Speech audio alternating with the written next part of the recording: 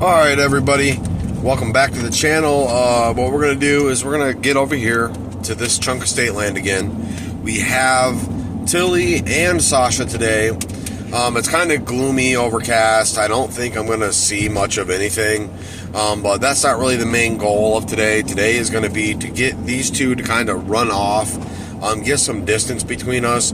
I've had Tilly out more times than I've had Sasha. This is Sasha's second time. This is like Tilly's fourth.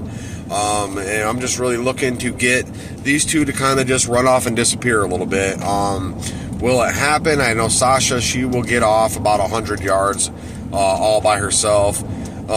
Tilly hasn't gone very far by herself, but then again, Tilly is only a 10-week-old puppy.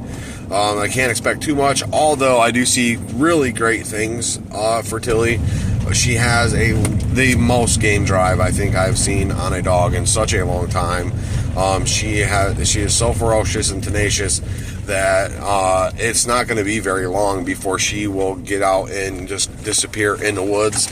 And I'm thinking that taking her with Sasha will help that along. I know that I'll help that along because Sasha goes farther than her.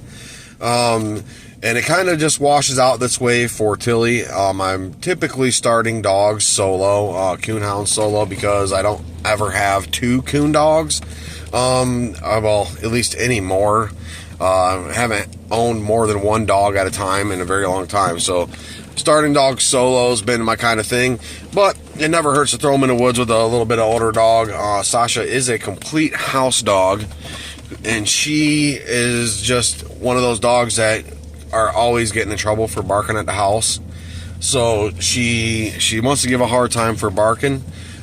Tilly and her both, I've been working on them both for getting the command talk to them put on them to where they'll actually speak for treats, saying talk to them. So I think this is going to be the key to unlocking Tilly on the tree and opening up Sasha at anything. But we're going to get drove back in here. And stick around, guys. I'll try to get some footage and hopefully something good happens today.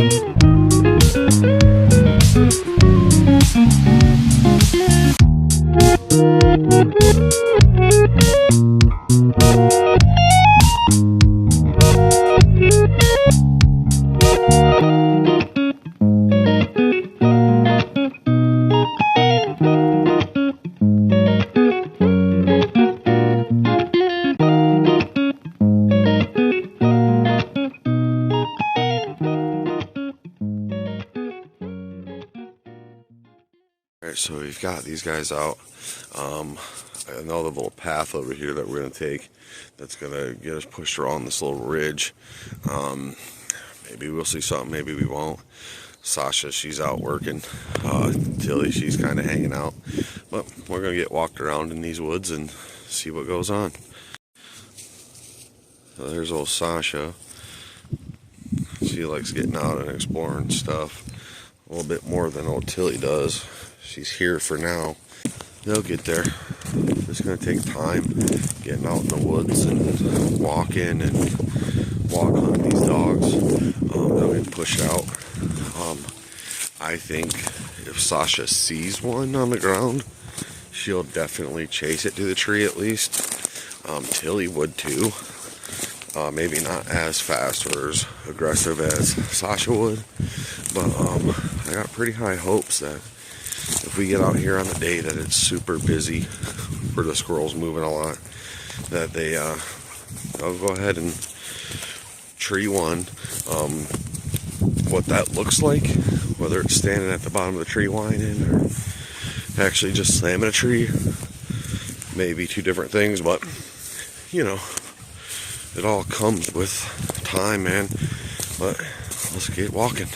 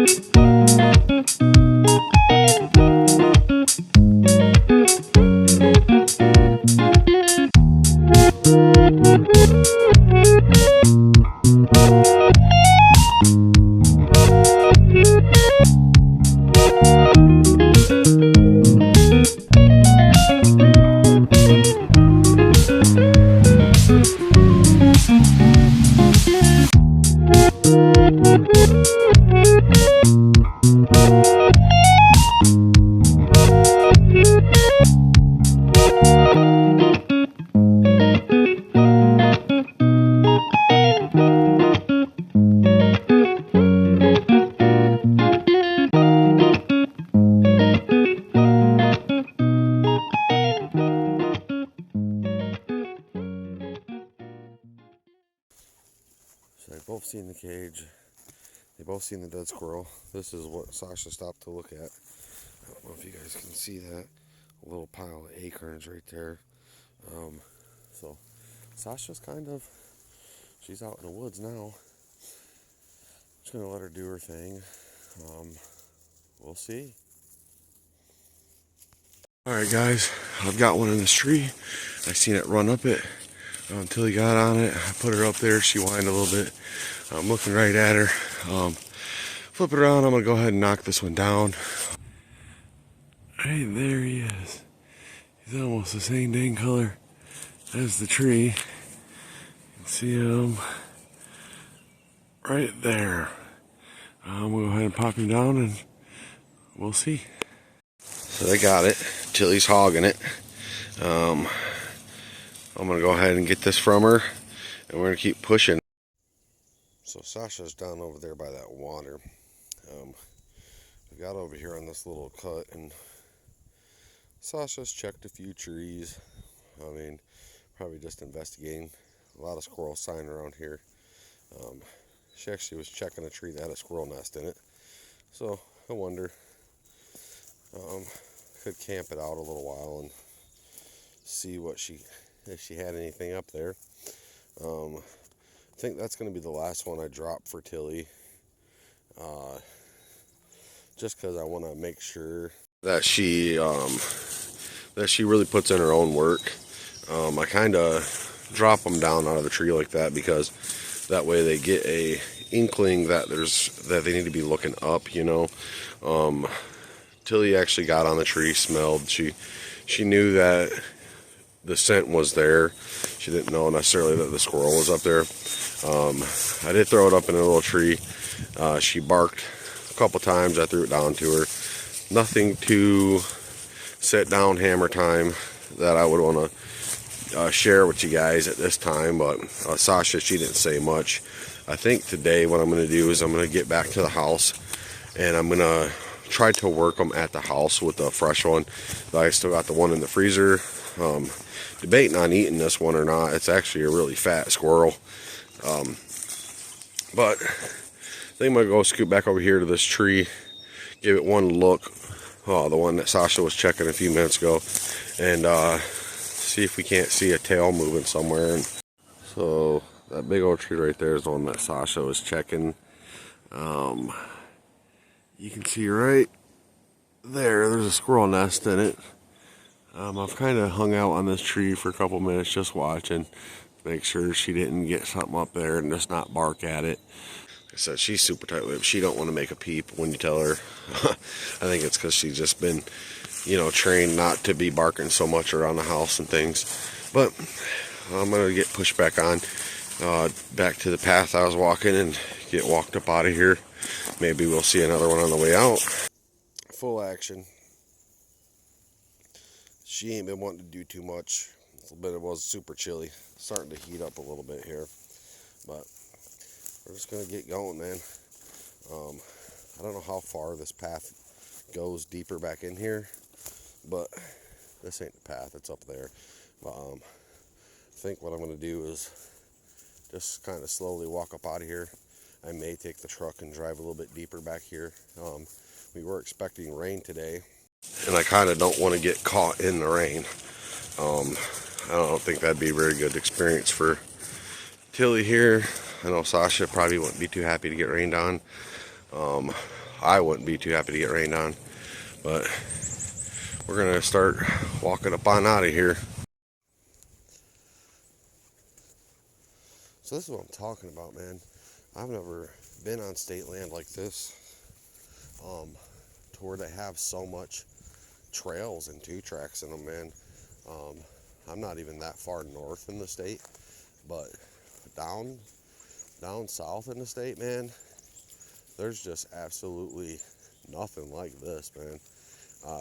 There's some that you can just kind of circle the block on it and be butted up to state land on about 3 sides. But as far as like paths cut down through here, nothing of the sort. All in all, a good morning. I'm operating on about 2 hours of sleep. I crashed out about 4, about 3. Crashed out about 4:30, about 7:30. Got around and went straight to the woods. I thought I was going to be too tired, but that little nap really helped me out. And I knew that we had rain coming today, and I also knew that I was going to be completely tired for what time HuntWise was calling for the most action. Today they were right, so about right on the nose of when HuntWise said it was going to be the most movement, most probability of movement, is when I actually seen that squirrel run across and went up that tree. I really wish the dogs would have seen it. There's not really much I can do about that. We'll get there. I got other plans for that. So you guys just stick around, sub to the channel for me, and I'll take you on the journey of trying to get these 2 dogs trained. One's just a house dog, a min pin, and the other one's just a puppy feist I picked up. So, what a beautiful morning it's turned out to be. I've still got my eyes in the trees. Hopefully these dogs can do some work. I'm not going to keep on doing all the work for them. They got to get up and get going, you know. But let's get to it. So I'll show you all this. Got Sasha about 96 yards out in front of us. This is where we drove in. This is where we parked. I just walked this trail back up in here, and I walked right back out. Here's Sash. Here's Tilly right by me. Sasha's about 80-90 yards up there. Well, we made it on back to the truck. As you can hear, got some gunshots going off behind me. There's some guys over here hunting. All in all, not too bad. Sasha was really starting to get out there a lot farther. I'm fine with that. Tilly is going to eventually. We're just going to get her out in the woods a lot, and hopefully she has some more distance on her. I think that is the last one that I'm going to knock down for Tilly. I may knock one more down for Sasha, just to try to get them locked on to that scent and get them thinking, you know, like things is up in the air. But thanks for tuning in, guys. Don't forget to hit a like and a subscribe on the channel. And if you want more content like this, check out the other stuff I got hanging around on the channel. Thanks for stopping in, and keep them treed. So this is definitely the best part of getting back to the truck, is unloading that mag. There we go. I almost forgot to show you guys just how big this squirrel was. I'm going to flip it around here and so you guys can check her out. Yeah, so I'm a size 10.5. That's a nice big old squirrel. Dogs kind of got him a little bit, but that's the way things go. We're going to try to trap one more. Maybe I'll do a video on trapping. I mean, I don't do nothing but put peanut butter in the cage. So, thanks for tuning in. Alright, y'all, here we have front legs and back legs. Now, I hit this with Slap You Mama, lemon pepper, paprika, cayenne, and Chicago steak seasoning. I'm going to give these a try. and keep them treed.